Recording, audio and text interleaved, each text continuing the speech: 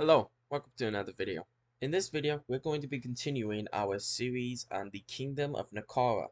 Here, we're going to be discussing the early Third Era for the Kingdom of Nakara. Let's begin. So, as we all know, in the early parts of the Third Era, in the first century of the Third Era, for the Kingdom of Nakara, it was horrible. In the 80s and 90s of the Third Era, a series of many events, which you can see in our previous video, caused the kingdom to explode into a major civil war. This devastated the kingdom of Nakara and its people, but the aftermath did lead to some changes. After the civil war, it brought a period of peace, as families were no longer able to fight each other, but the king was also very far from having any sort of power.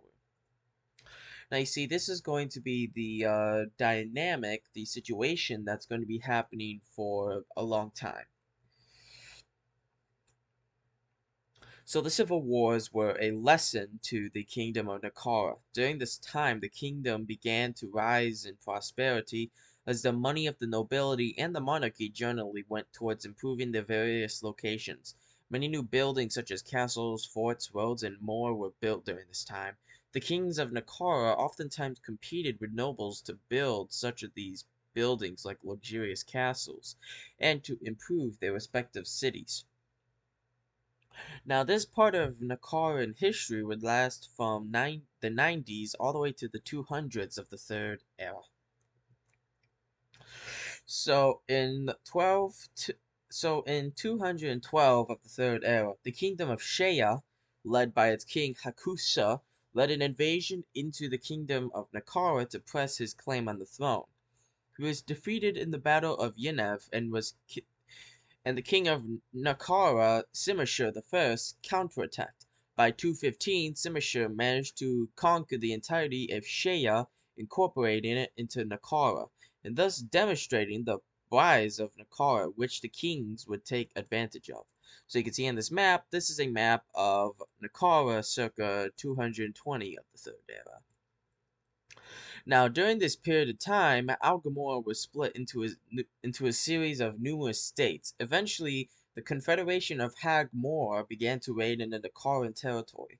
This culminated in the Nakarans responding by invading the Confederation in 225, leading to the Battle of Desicurt. After the battle, the Nakarans would then face the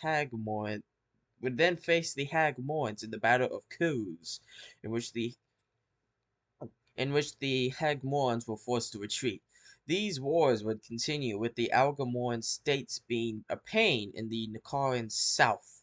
The Nakarans went on to conquer some land in Algamor, but the problem would continue, with villages and places being raided, and the Nakarans having to spend a great deal of time and money dealing with them. So you can see by 240, this is what Nakara looks like. So the kingdom of Nakara faced significant problems from raids and sometimes invasions from the west. These were mostly raids, but sometimes these attacks could escalate into invasions. For example, in 246, the Calgite of Stirivia, Massurina, began an invasion. This resulted in a decisive victory by the Nakarans in the Battle of Migas. In 249, the Nakarans pushed Massurina back, but not without significant damage.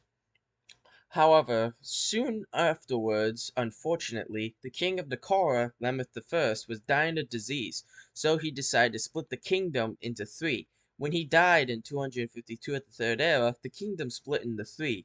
These three kingdoms were Nakara, Luvgar, and Lamaga. These kingdoms would go to war with each other in 259, starting the Second Nakaran Civil War. Now, it was a pretty bloody civil war, but it ended when Lemeth I was resurrected, and he forcefully ended the war. So Lemeth I went on to execute his children after having them captured, and then he remarried his wife. He went on to rule his kingdom with an iron fist, and he began to attack the nobility's privileges, who responded by revolting in 268. he defeated them and went on to kill some nobles, which made a lot of the nobility angry.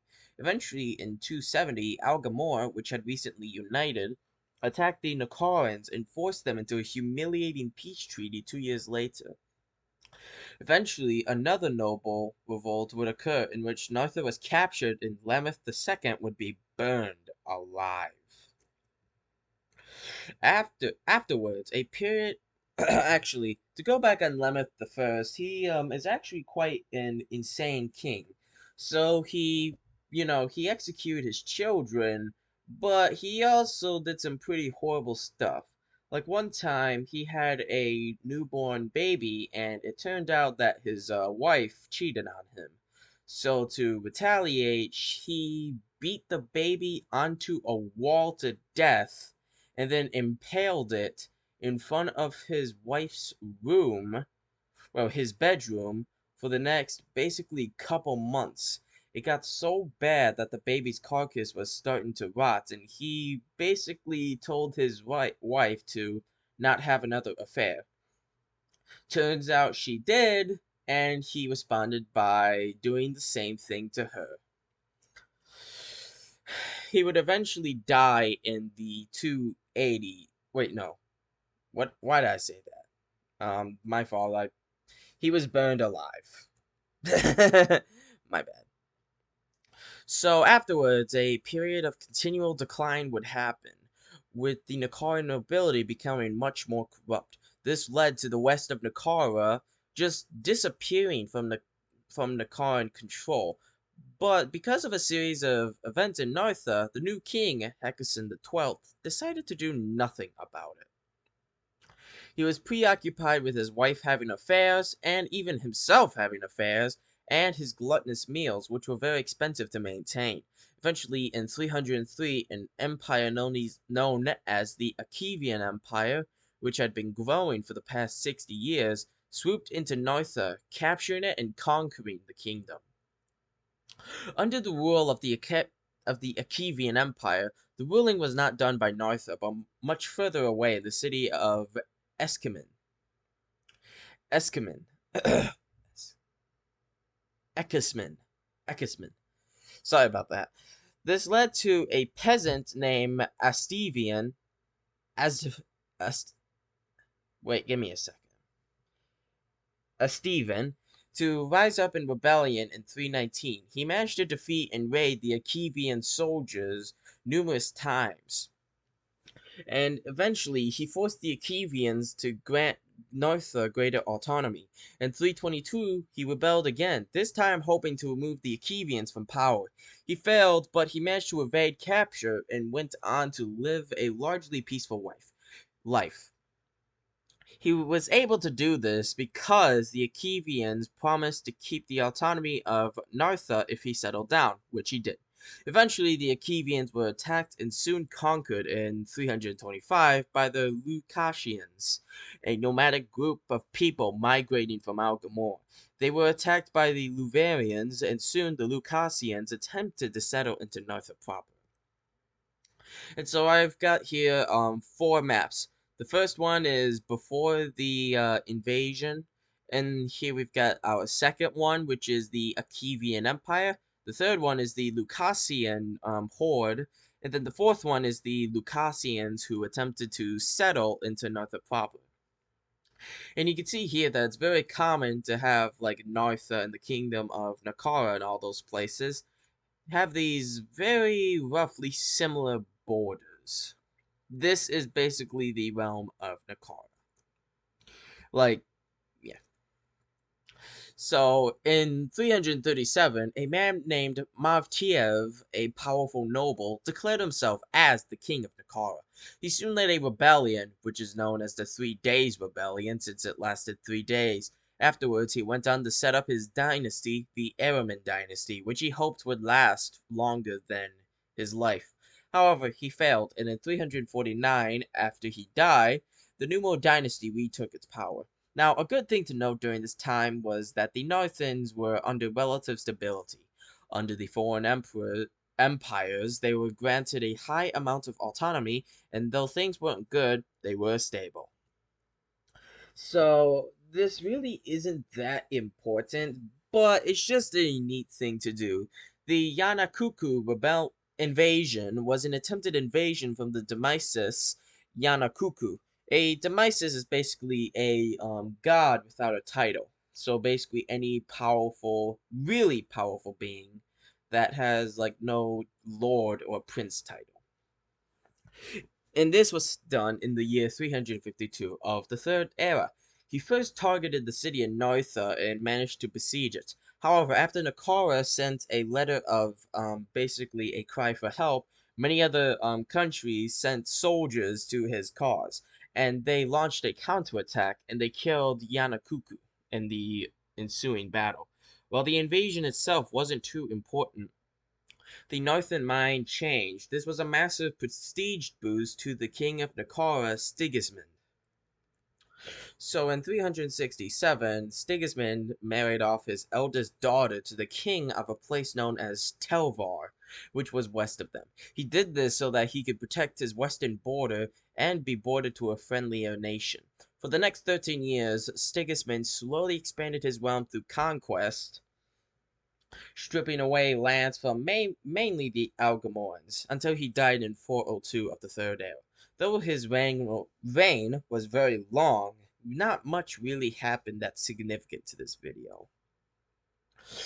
And things were just stable. Now, things would change, however, when the new king of Talvar, Pivnov, went to war against the queen of Nakara, Arya, for the throne.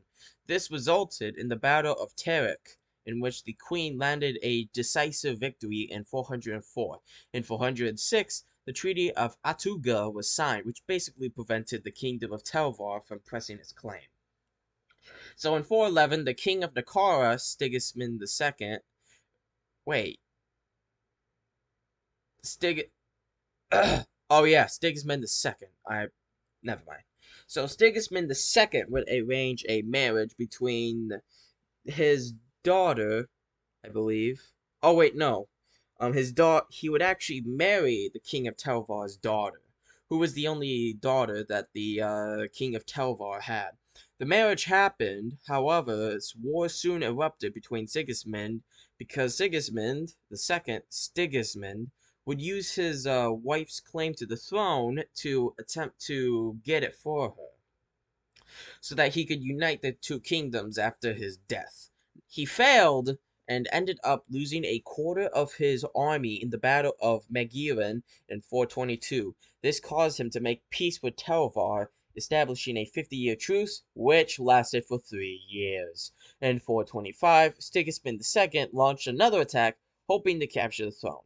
Instead, he was killed and his wife committed suicide, leading their infant son Yargod IX to soon be killed by Hekison XIII, who would usurp the throne. So these conflicts with Telvar would continue in a period of time known as the 90 Years' War. Throughout this period of time, many battles would be fought, with neither